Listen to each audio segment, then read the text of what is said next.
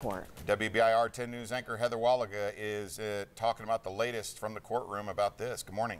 Russell and Abby, good morning. The charges have now changed for 31-year-old Bryan Rogers. Court documents say a grand jury in Wisconsin has indicted Rogers on production of child pornography and making a false statement. Originally, you'll remember, he was charged with sexual exploitation of a minor.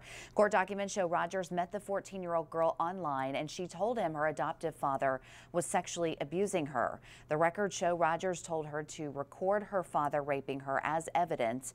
They also say Rogers went to Tennessee and took the girl back to Wisconsin.